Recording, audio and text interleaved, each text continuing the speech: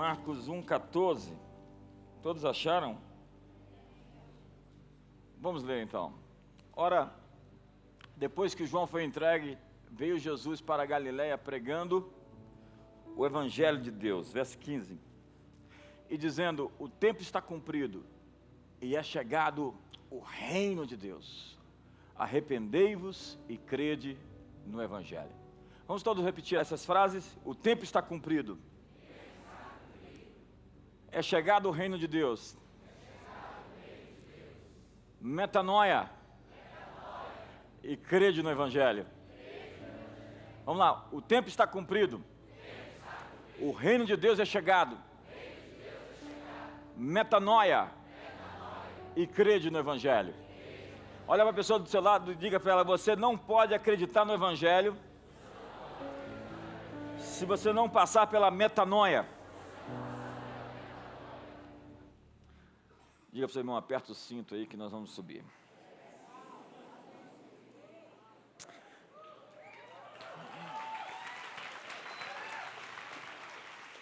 Eu estou muito empolgado, muito de verdade. Não é uma retórica de empolgação.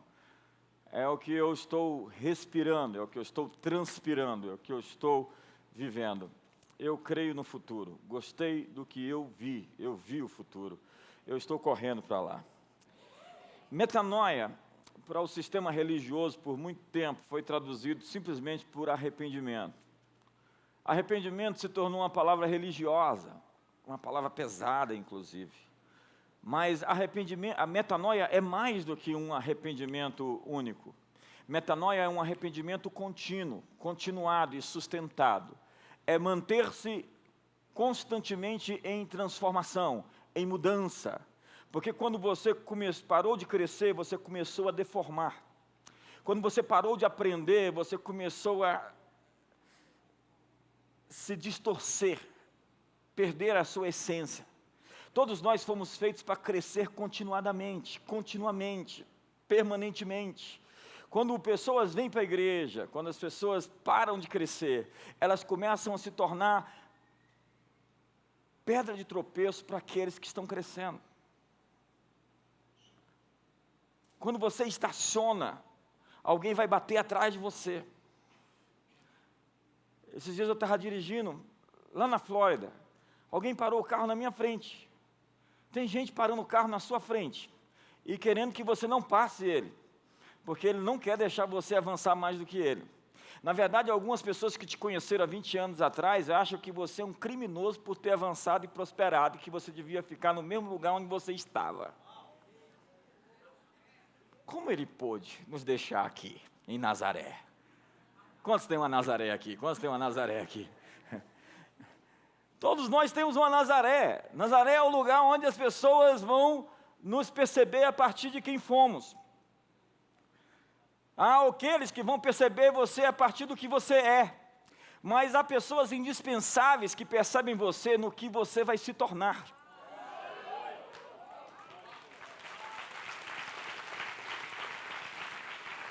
E eu sou muito empolgado com essa coisa de o que você vai se tornar. Nós podemos estar aqui com o presidente da República nesse lugar, o novo presidente daqui a 10 anos, daqui a 15 anos. Os maiores magistrados do Supremo Tribunal, os governadores, os reis, os príncipes da terra. Nós podemos estar aqui com aqueles que vão fazer o currículo do MEC, que vão educar as nações nos valores do reino de Deus. Nós podemos estar aqui com empresários que vão enriquecer e vão enriquecer rápido, que vão ter ideias, que vão montar empresas, porque as maiores empresas que vão existir daqui a 10 anos ainda não foram abertas. Quem sabe você é essa pessoa que vai ter essa ideia para girar uma chave? Ei, será que eu estou falando com alguém aqui essa noite?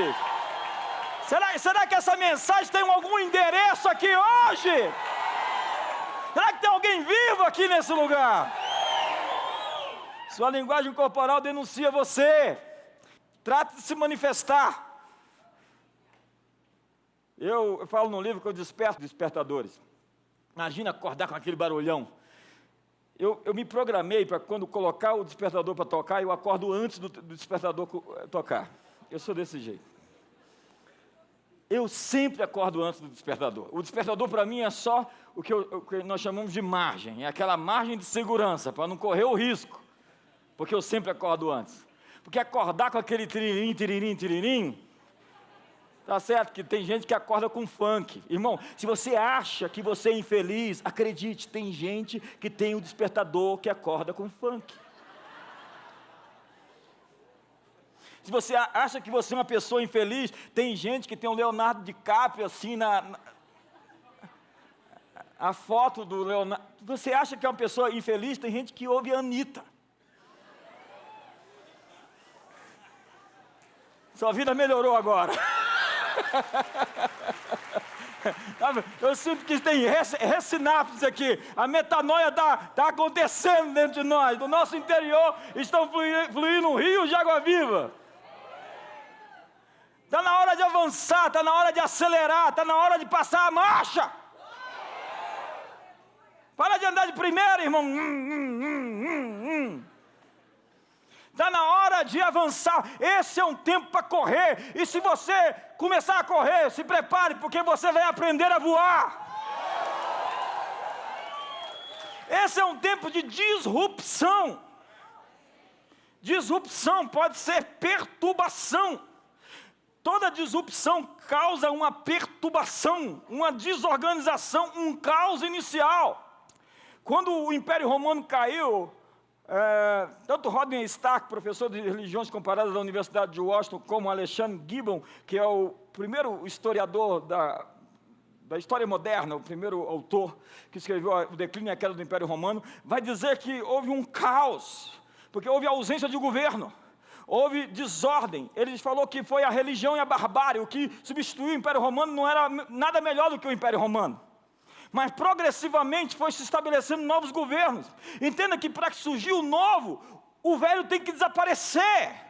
Então todas as coisas abaláveis serão abaladas, para que somente as coisas inabaláveis permaneçam de pé. Quando você vê o mundo sendo abalado, é porque uma nova ordem está surgindo, está emergindo, algo novo está surgindo, e os que confiam no Senhor são como o monte de Sião, que não se abala, mas permanece para sempre. Metanoia é uma palavra disruptiva. A disrupção gera uma desordem inicial para produzir uma nova ordem superior. Em Naum, capítulo 1, e só tem um capítulo, não tem outro, verso 3 diz: Deus faz o seu caminho na tempestade. Deus faz o seu caminho na tormenta. Ei, amigo, é na tempestade, é na tormenta, é no meio do caos que Deus está criando um caminho novo. Ele está criando uma ordem nova. Quantos estão empolgados com isso? A vida tem sentido, a história tem sentido, tudo que acontece tem um significado. Nós não estamos nessa espaçonave terra, largados, abandonados, nós não somos órfãos. Como os epicureus assim acreditavam que se Deus existe, Ele não se importa. Disso Lucrécio cria o deísmo, que Deus, na verdade, não se importa. Deus não se importa. Mas a fé cristã diz que Deus amou o mundo de tal maneira que deu o seu Filho unigênito para que todo aquele que nele crê não pereça, mas tenha a vida eterna. Eu vim aqui essa noite para te informar que Deus se importa. Deus se importa. Empurra seu irmão do lado e diga: Deus se importa. Agora, nesse exato momento, estão acontecendo 20 disrupções tecnológicas. A grande disrupção hoje é a energia solar. Eu vi um carro essa semana da Tesla. Eu estava do lado de um carro da Tesla. Eles estão mudando toda a infraestrutura do mundo. Começando, é claro, em alguns lugares onde as coisas começam. E aqui vai ser um lugar onde as coisas vão começar a começar. Essa é uma boa palavra, ou não? Essa é uma boa palavra. Esse é um lugar onde as coisas vão começar a começar. Toda a infraestrutura de postos de gasolina vai ser modificada. Carros com placas fotovoltaicas que vão se reabastecendo. É brincadeira isso, irmão? 20 disrupções tecnológicas acontecendo simultaneamente. Nós vimos o Gutenberg inventando a imprensa e mudando o mundo para sempre. Uma disrupção. Nós temos 20 acontecendo agora. Esse é o melhor tempo para se estar vivo. Esse é o melhor tempo para se viver. Isso não é um jargão evangélico do que o melhor está por vir. Não, esse agora. A Bíblia fala que Deus deixou o melhor para agora. Está lá, deixaste o melhor vinho para agora. Não é para depois, é agora. Você tem que entender o poder do agora. A religião tem poder no passado, a religião tem poder no futuro, mas não tem poder no agora. Deus quer que você resgate o poder do hoje. Existe poder no seu hoje. A sua conversão pessoal foi uma disrupção ou não? Ou você não converteu de verdade?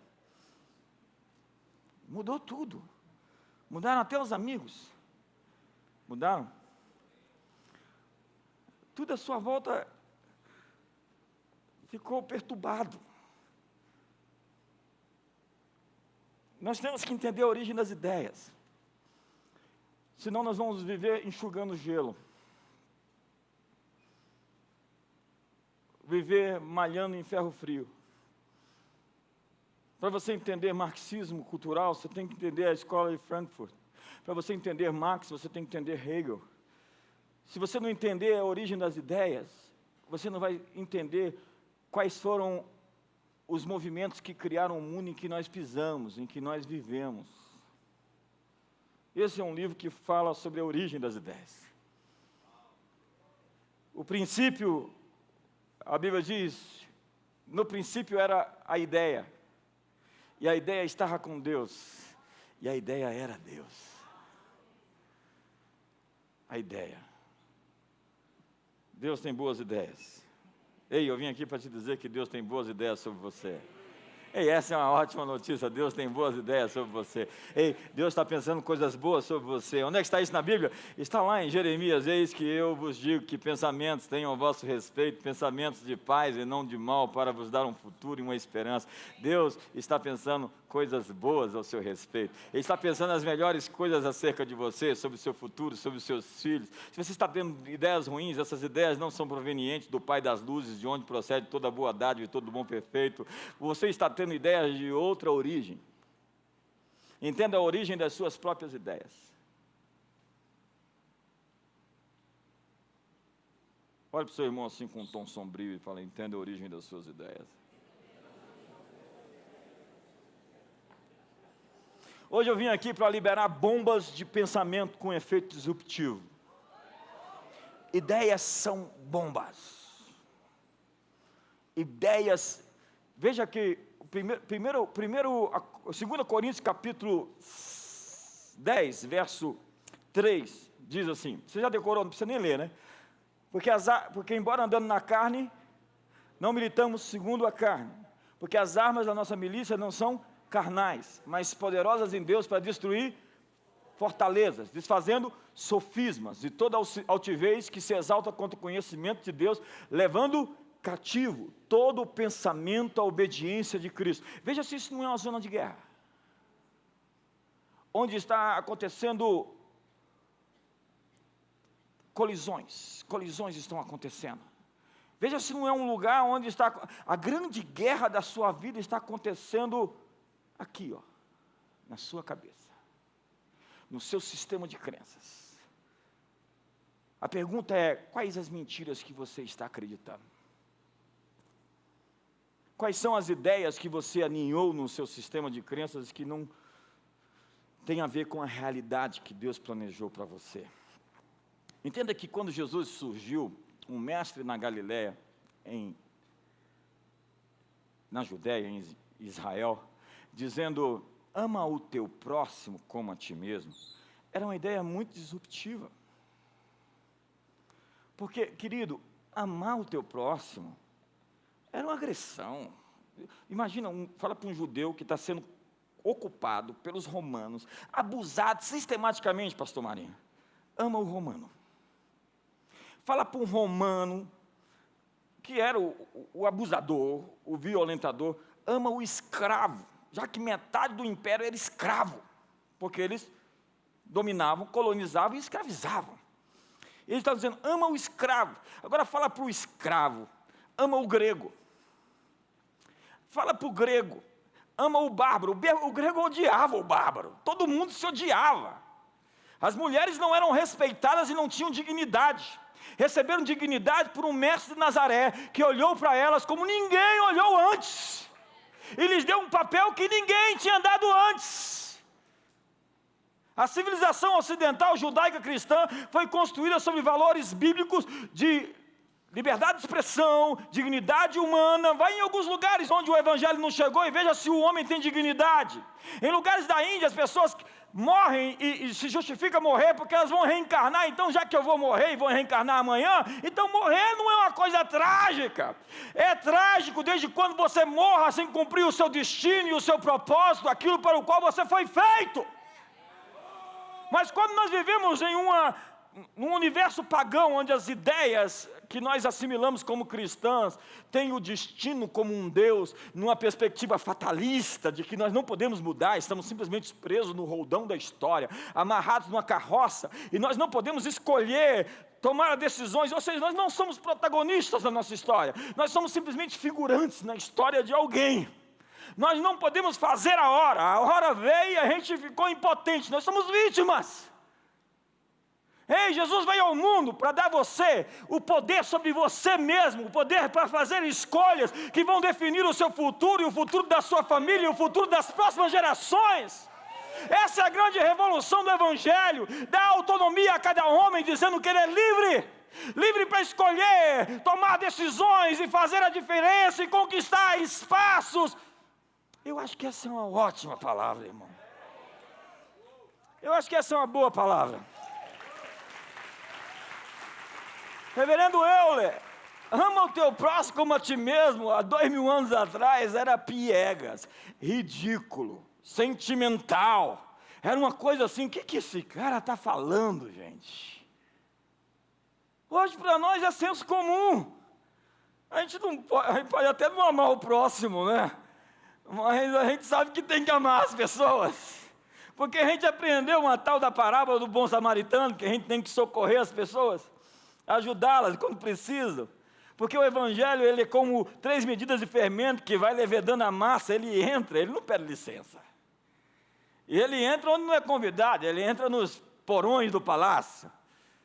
Ele entra na casa de César, e escrevendo a Filipos, a primeira cidade da Macedônia, de Filipe, segundo o pai de Alexandre o Grande. Os Césares adoravam Alexandre. Eles ovacionavam Alexandre, eles faziam estátua de Alexandre, todo mundo adorava a Macedônia, e os da casa de César vos saúdam, Filipos, porque todo mundo saudava a Macedônia, porque era o berço das ideias, era o berço da helenização. Helênico significa ver como grego, pensar como grego. Então essa filosofia, esse pensamento fatalista, epicureu, estoico, platônico, invadiu o mundo, e muito do que nós chamamos de evangelho hoje é filosofia grega.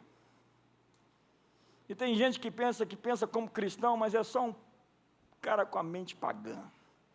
Dá um sorriso para o seu irmão, porque está ficando tenso aqui hoje.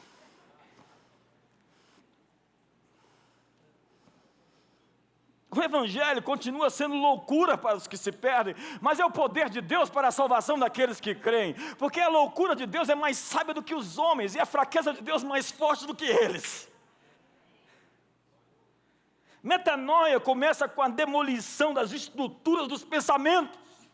Antes de se renovar por dentro com uma nova concepção de ideias, tem que desmontar estruturas que existem, que foram formuladas pelo sistema educacional, que te enquadrou, formatou, emoldurou. Tem gente assim, tipo, tirou foto 3x4, Hernan? Naquela época, tirar foto por 3x4 era uma opressão, Tiago. Você tinha que, viu, ajeitava. Quantos passaram por essa fase? Hoje não, hoje todo mundo largado, descolado, todo mundo livre, tira foto de qualquer jeito. Mas antigamente era uma pressão para tirar uma foto.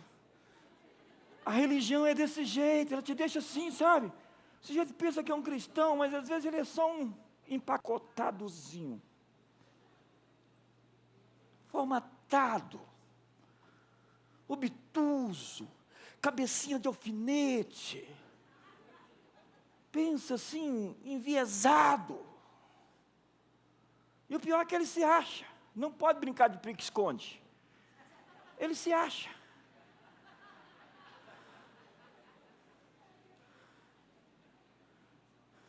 Dá um sorriso para o outro, o irmão do outro lado, porque está ficando meio chato isso hoje.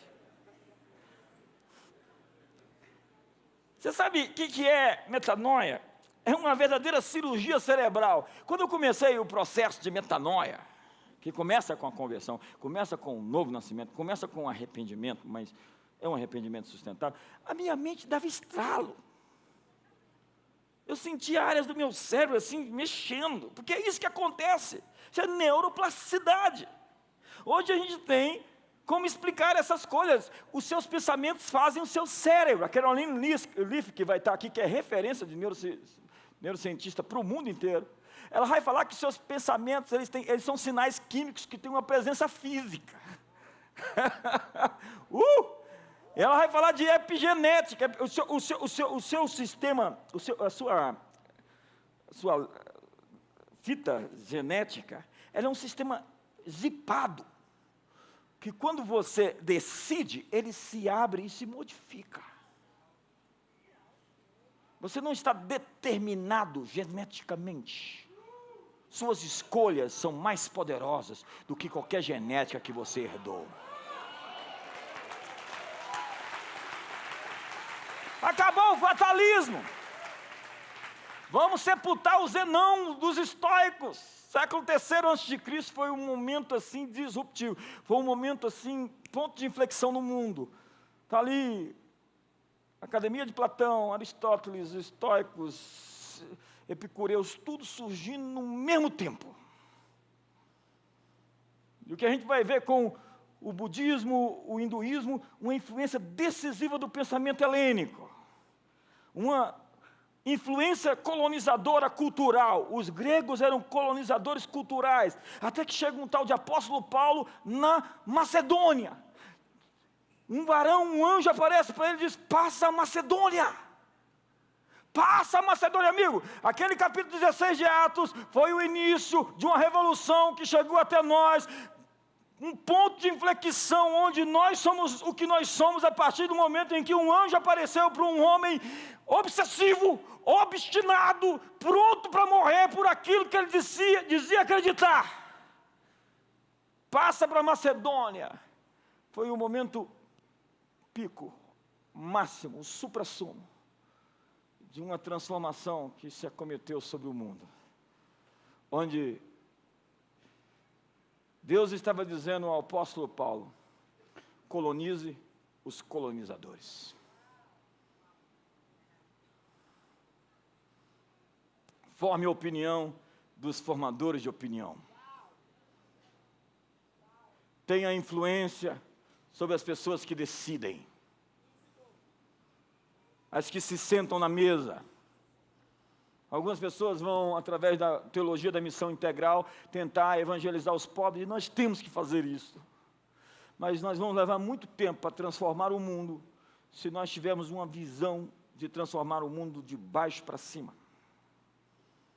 Quando nós falamos de São Patrício, você vai ali na Quinta Avenida de Nova York, você vai ver uma igreja de Patrício, o sujeito que foi enviado para a Irlanda e ganhou o país inteiro. O país inteiro se tornou cristão. Como foi? Ele conquistou a classe dominante que pensava. Deus está dizendo hoje à igreja em Brasília: passa a Macedônia.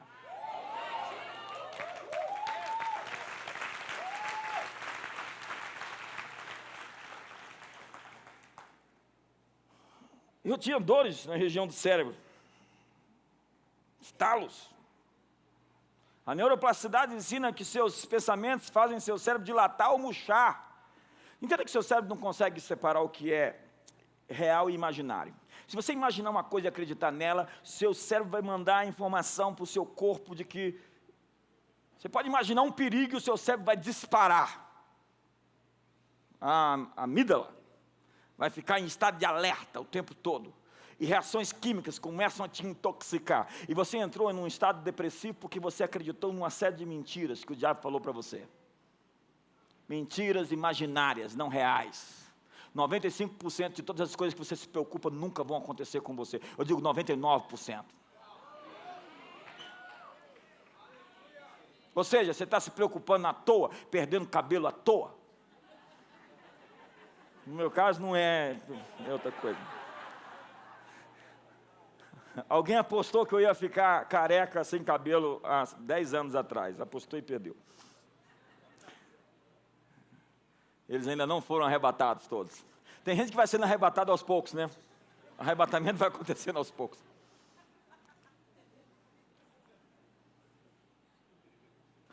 Aquilo que se passa dentro de você está modelando o seu físico. Eu falei outro dia, eu falo no livro, Amy Curry, ela é psicóloga social, e ela mediu o cortisol e a testosterona de pessoas que chegavam no seu consultório, depois de elas fazerem posturas fortes, poderosas. E há uma mudança nesses níveis, o cortisol baixa, a testosterona sobe, quando você tem posturas diferentes. Um gorila, quando ele vai assumir uma posição de liderança dentro do grupo, ele muda quimicamente. Mudanças sociais mudam você internamente. Sua maneira de mudar, de andar, de se expressar, define o seu nível de avanço e de vitória que você vai ter na vida. Em como as pessoas vão te enxergar e vão te dar feedback. Se você se rejeita, você envia mensagem às pessoas para te rejeitarem. E você acha que as pessoas estão te rejeitando, mas você se rejeitou e ensinou as pessoas a te rejeitar. Quando você se respeita, todo mundo te respeita, porque no momento que elas te desrespeitam, você impõe-se. Não é assim. Quantos me entendem? Aquilo que passa dentro de você está modelando o seu físico. Veja que o texto que eu citei de 2 Coríntios capítulo 10, vai falar sobre uma colisão de batalhas dentro de uma esfera da mente, que é um campo de guerra. Mas hoje eu proponho nós explodirmos essas casamatas do inimigo dentro dos seus processos mentais. Eu sugiro nós criarmos uma organização chamada DST, Demônio Sem Teto.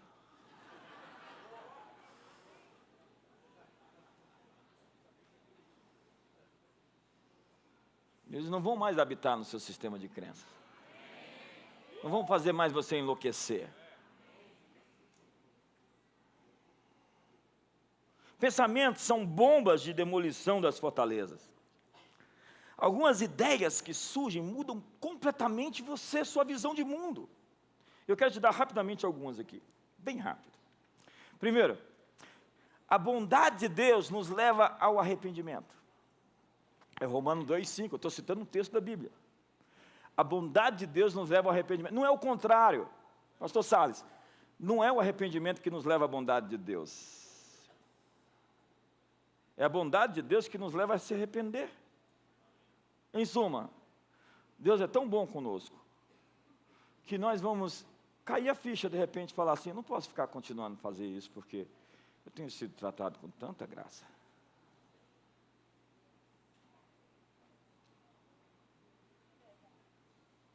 A bondade de Deus vai levar você a se arrepender.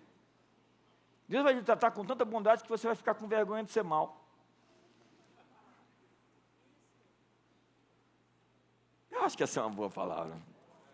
Tem gente que demora a chegar, a ficha cai quando chega em casa, assim, vai dormir assim. Normalmente essas pessoas são loiras. Oh, perdão. Se Deus nos trata melhor do que nós merecemos, está na hora da gente tratar as pessoas melhor do que elas merecem.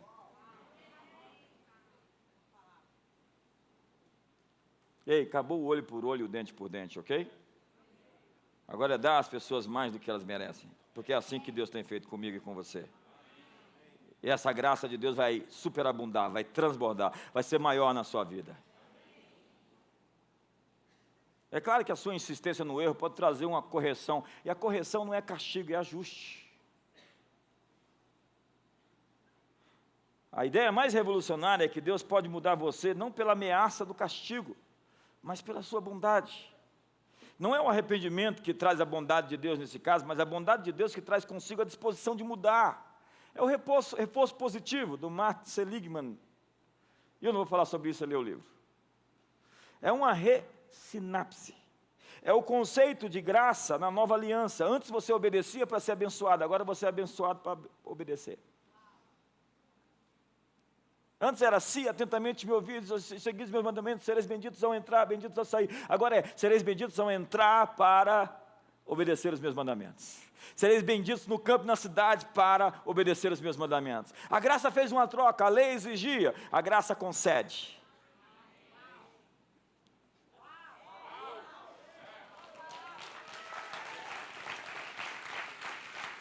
Alguém diz, qual é a diferença do cristianismo e as demais visões de mundo? É que nenhuma tem esse negócio chamado graça.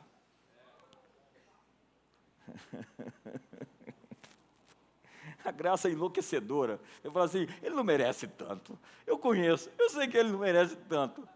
Mas é assim que Deus faz. Ele não merece tanto, mas é assim que Deus vai fazer. Vai te abençoar sobre medida. Alguém vai falar, e Deus vai falar assim, e você com isso? Eu trato com quem eu quiser, da maneira como eu quero e abençoo do jeito que eu quero. Pode torcer o nariz aí, ficar com raiva, mas Deus vai te abençoar de maneira sobremaneira, super graciosa, exponencial de bênçãos.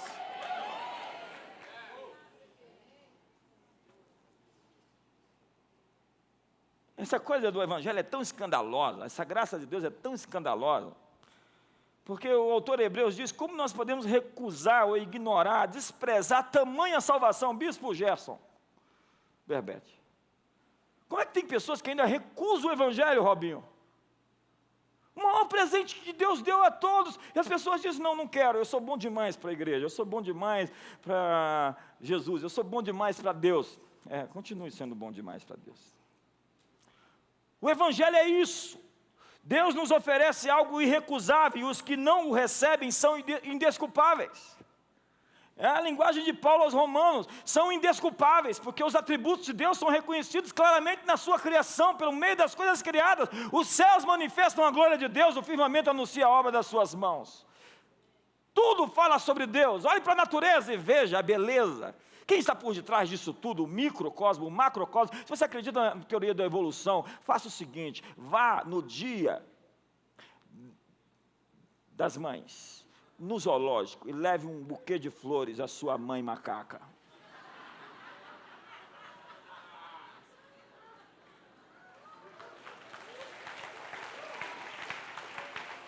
Uma célula,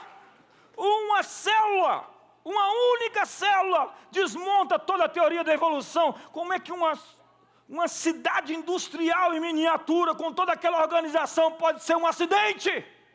Você tem que ter muita fé para acreditar que toda essa ordem, pense no seu cérebro, pense em toda essa complexidade, é resultado de um acidente. Eu só posso dizer, você é um estúpido.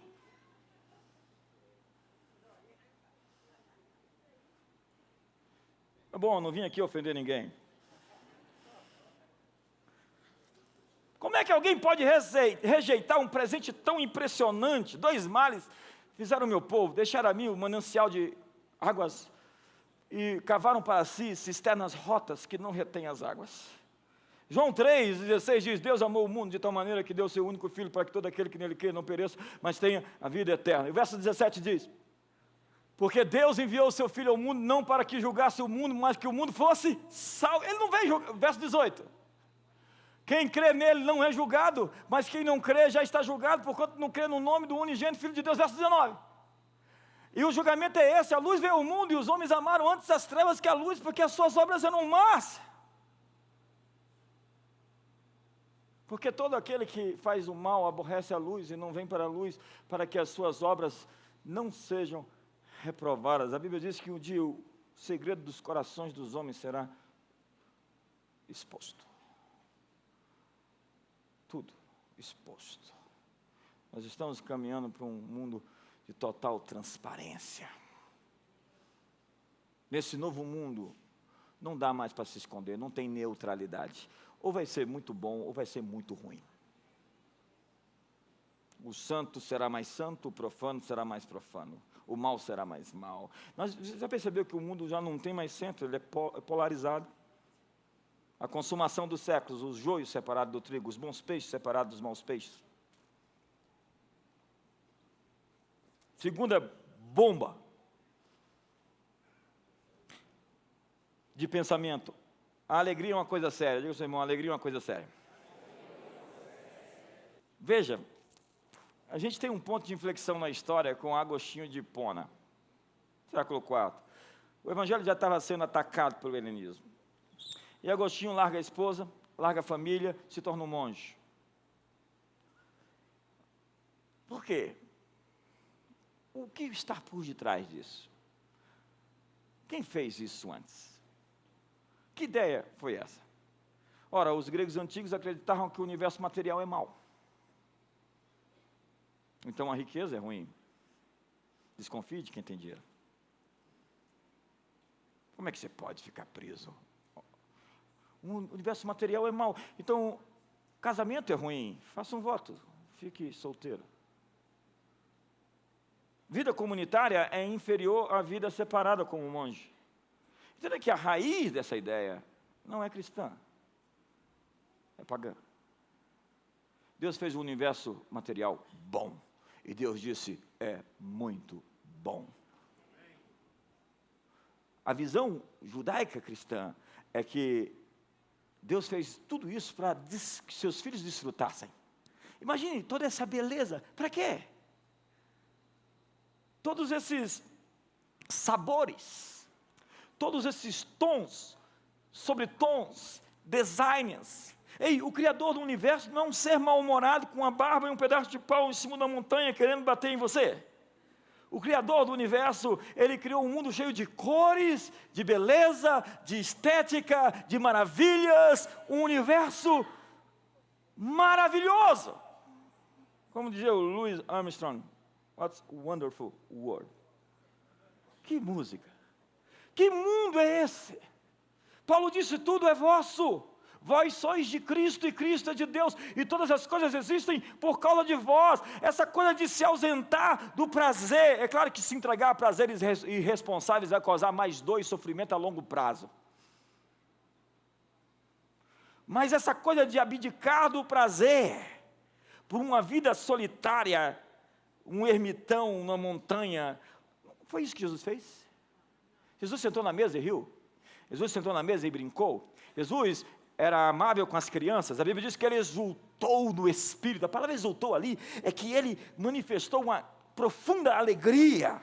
Jesus chorou. Eu vi várias mensagens sobre Jesus chorou, mas poucas mensagens eu vi, Jesus riu. Porque nós copiamos a ideia da tragédia dos gregos. Nós pegamos esse viés da tragédia, e não existe uma palavra tragédia no hebraico antigo. Você sabe por que não existe a palavra tragédia no hebraico antigo? Porque não existe tragédia. Não existe tragédia. Existe propósito. E qualquer coisa que exista pode se tornar numa coisa boa, pode se ressignificar. Todas as coisas cooperam para o bem daqueles que amam a Deus.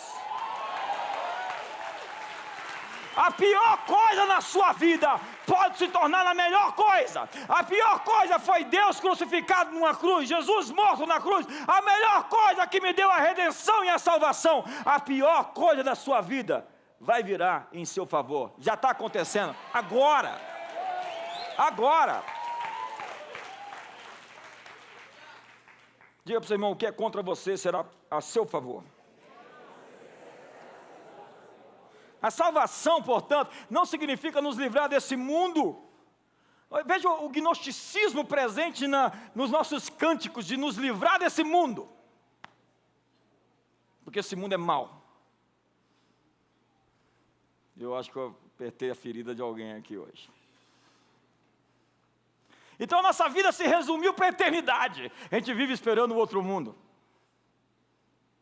E vive uma vida infeliz nesse mundo. Será que eu falei com alguém agora? E os nossos cânticos sempre são alienantes. É lá na glória. A Confissão de Westminster diz: o propósito maior da humanidade é glorificar a Deus e para sempre se alegrar com Ele. C.S. Lewis disse: a alegria é uma atividade séria no céu. Se você não gosta da alegria, vai para o andar de baixo.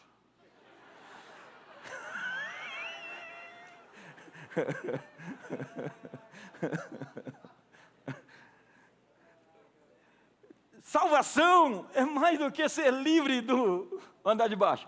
Salvação é pertencer a uma família. Isso é salvação. Deus nos convida para a sua família. Quantos amam essa ideia de família? Eu estava agora de férias com a família. Nós brincamos, teve uma hora lá, penúltimo dia das férias, último dia, que as crianças, elas dormiram rindo, de tanto rir. Porque isso é família. Família tem que ser um lugar terapêutico, onde as pessoas têm liberdade de rir, brincar, correr, extravasar, celebrar a vida, amar as pessoas. Meu Deus, isso é fé cristã. Se você está rindo, a pessoa fala: nossa, que crente carnal. Se está chorando, fala: nossa, como ele é espiritual. Não estou dizendo que você não pode chorar. Você pode chorar. Mas tem gente que fala assim: não quer nem saber quem foi que morreu. Eu quero é chorar.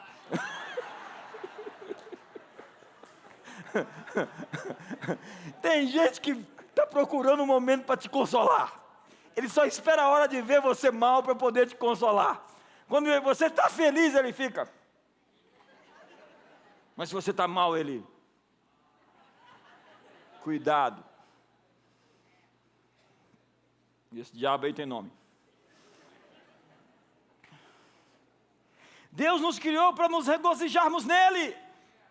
Nós somos feitos para o louvor da sua glória. Alegria, justiça e paz é o reino de Deus. Alegria é um forte conceito do Evangelho. E ela acaba quando vem a injustiça. A alegria é um dom. É o subproduto da sua resposta ao convite de Deus. Se a alegria for embora do nosso coração, nós devemos perceber quais foram as mentiras que nós acreditamos.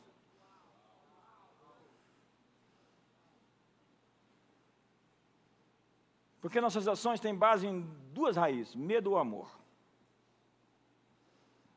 São duas bases.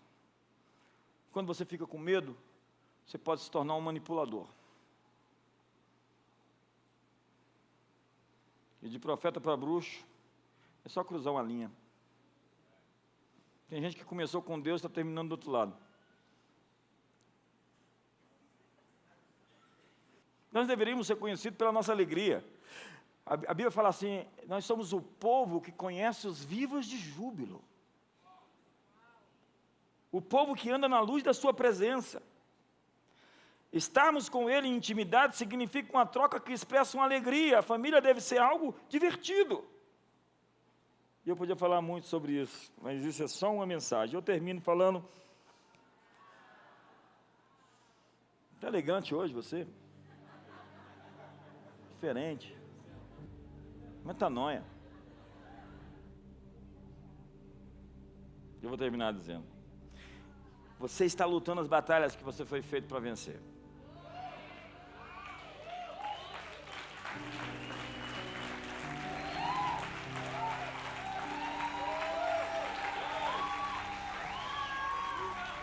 Sabe, Deus é um bom pai. Quantos sabem que Deus é um bom pai? E Ele não lhe colocaria em uma luta que você não estivesse pronto para ela. Efésios 2, verso 10 é um texto que eu amo demais. Ele preparou as boas obras para que nós andássemos dela, de antemão. Antes de você vir para o mundo, Ele preparou tudo para você. Tudo que você precisa já está pronto. O nosso problema é que a gente tem um evangelho órfão. Epícuro é uma religião órfã. Deus não se importa. Deus é aquele que fez filhos, deixou aqui e foi embora. Se Ele existe. Muitos de nós crescemos sem pais. Os pais te deixaram, ou eles não foram presentes. E nós assumimos um estilo de vida órfão. Mas quando nós descobrimos Deus como um pai, e não como diretor de um orfanato, tudo muda. Não existe mais preocupação sobre o futuro. Por quê?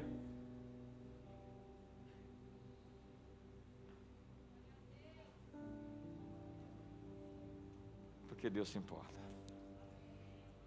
Ei, querido, eu vim aqui para te dizer, Deus se importa. Ele se importa com a roupa que você veste, com a cama que você dorme, com a casa onde você mora, com o lugar onde você vai estacionar seu carro, com seus filhos, com seus netos. Deus se importa. Abraça a pessoa do seu lado e fala, o Pai se importa. Há um texto na Bíblia que fala que Deus, quando tirou o povo do Egito, Ele não levou, reverendo Euler, o povo para o caminho dos filisteus. Por quê? Você sabe por quê, Ivonete? Porque eles não estavam prontos para enfrentar os filisteus. Bispo Gerson, eles não estavam prontos para aquela luta. E Deus tirou eles daquela luta. Porque Deus queria protegê-los. Deus, se você está vivendo uma batalha nessa hora, é porque Deus já viu que você é potente para vencer. Você é páreo. Você é mais que isso. Você pode. Tudo depende de você enxergar as ferramentas que o Pai já lhe deu. Já está nas suas mãos.